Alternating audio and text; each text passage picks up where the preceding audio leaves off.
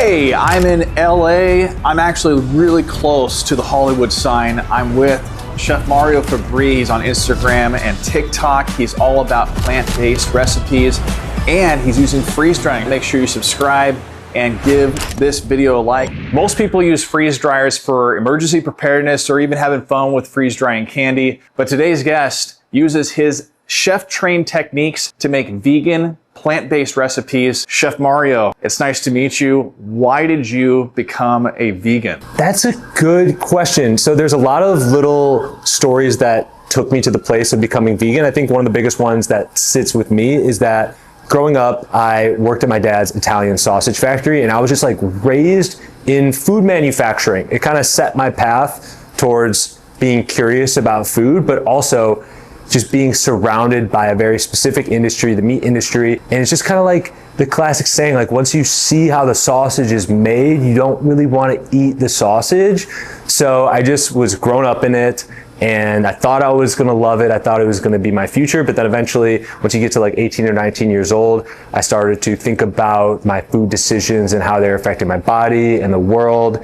And pretty quickly, I had a couple of things happen that were just like aha moments where I'm like, I want to stop maybe eating sausage for breakfast, lunch, and dinner and start eating some healthier foods. One of those like biggest impacts was having one of my really good friends switch to a plant-based diet, and I watched him lose like 150 pounds, eating healthier, completely transformed his life. And that was one of those moments for me where I was like, okay, maybe the food that we're eating has a bigger effect on our bodies than I'm experiencing or that I'm really recognizing. And I just kind of went down the rabbit hole and was like, watching documentaries, reading books, learning about what are the best foods for you to eat to be healthy. And a lot of it led me towards ditching the standard American diet, integrating some more plant-based foods, maybe not eating sausage for breakfast, lunch, and dinner, you know, maybe eating some healthy nuts, seeds, grains, and dare I say vegetables, which at the time I just was repulsed by. Combination of things. You don't want to see how the sausage is made. You might not want to eat the sausage. And then once you see somebody change their life, it makes you want to learn how they did it and how you can apply those things to yourself. Going vegan though, America's not really shaped to be catering to that type of diet, right? So how long did it take you to find all the ways to make that kind of vegan lifestyle, plant-based lifestyle? Like, can you look back and say this amount of time it took me to kind of build my life around that? Yeah, so to become vegan and to go from switching to eating the complete opposite of vegan to becoming vegan, it was like, maybe like a 4-year process of changing the way that I ate. And it started with curiosity. Like anytime you want to learn something new, it's kind of like learning a skill. Like year one, you have a level of curiosity and you're studying and you're researching and you're applying things to yourself. Year two, you take what you learned and you actually apply it to yourself. Year three, you actually have the skills and the experience to maybe excel a little bit further. And then year four is like when you profit. I think about that 4 years at a university, it takes 4 years to start a business. I think sometimes it takes 4 years to completely transform a habit in your life. And that's kind of what happened to me. It started with curiosity, then it became testing, and then it became skill, and then it became like expert level. That was the process. I didn't just go vegan overnight. I had to learn how to cook a little bit. And through that process is kind of what led me to what I'm doing right now, which is cooking for other people, which is teaching people how to prepare their own food and hopefully helping people have a similar shift into being more conscious about what they eat. I don't really ever tell people like to go be vegan. It's what I do. It's what worked for me. It's what I believe in because there is a deeper meaning behind it. But the first thing you gotta do is like question what you're eating.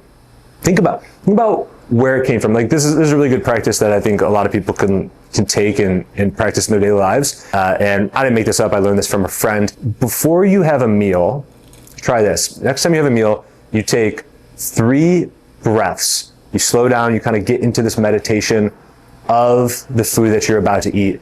And the first breath before you eat is you want to think about where that food came from. Think all the way back to the soil, to the seed, or if it's animal, think to the animal, but the animal had to eat the plant that came from the soil, from the seed, from the water, from the generation, from sometimes years of process to get to actually your plate.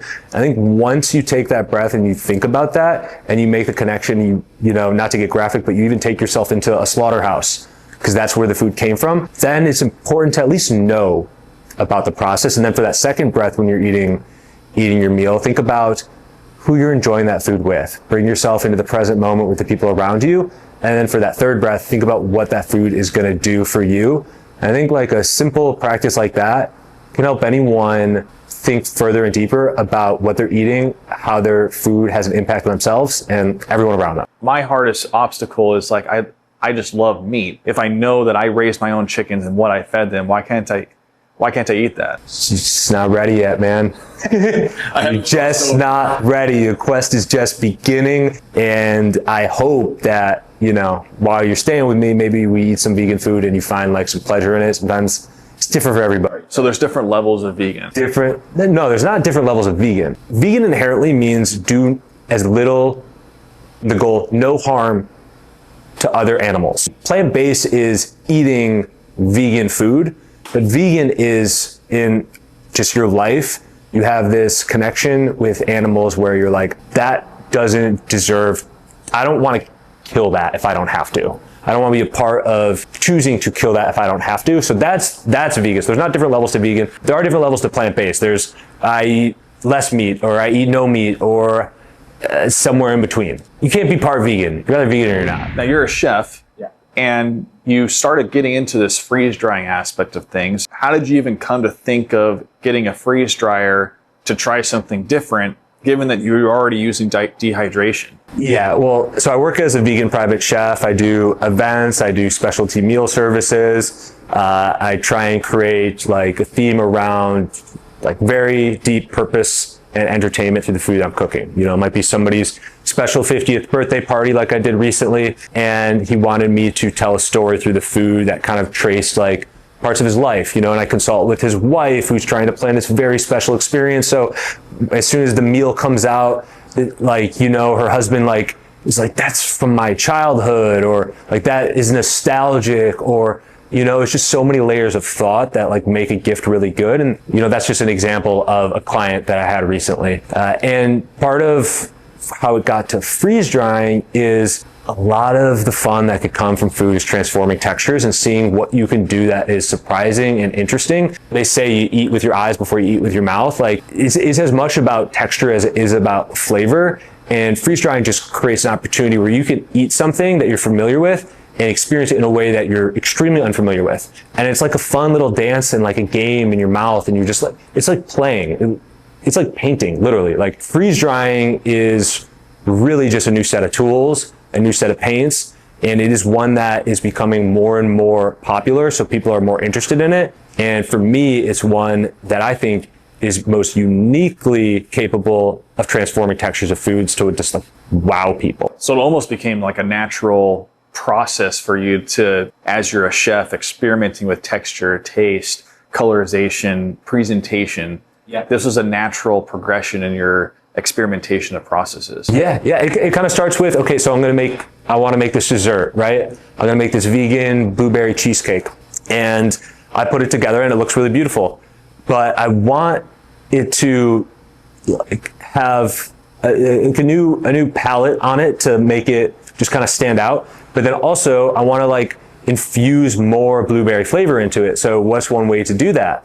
You could freeze dry the blueberries, crush them into a powder, use it as a garnish. I started by dehydrating it that way, and then eventually I found that freeze drying is an even better way, in my opinion, of doing that texture transformation. But it's kind of where I started. I'm like, how can I make this vegan cheesecake more interesting? Blueberry powder, and shit, it's better. And what's the reception been from people that you've actually used it to taste? Like friends, different colleagues, even some of the catering that you've done. What's been the reaction? People love it. People love experiencing freeze-dried food. One very recently was I had a buddy over and we were just playing in the kitchen, and I had him try like freeze-dried Sriracha. People love, there's like a Sriracha cult, you know? People love their food, and if you give them Sriracha condensed in an extremely intense form in a chip, to a guy that loves Sriracha, like what's a better fun experience for them than that? So people are like thrilled. When you're actually going through the process of creating a plant-based recipe using freeze drying, what's the process that you're going through to think about what you're going to first do, then freeze dry, and how you're actually going to apply it to something people eat? So first is like having a fundamental understanding of how freeze dryers affect food. So if you want to make a recipe using freeze drying as one of the core elements to it, you got to understand how it works, how when you freeze dry something that's high fat, it might not become the texture that you want, but if you take something that's like high fiber and airy and high water, you know it's going to get like crunchy and puffy and light and like a spinach or kale or something like that, or even like a cucumber, definitely cruciferous vegetables. You kind of can understand how that's going to interact with something. And then more like recently, I've been trying to freeze dry. Like I'm kind of on a mission to freeze dry everything.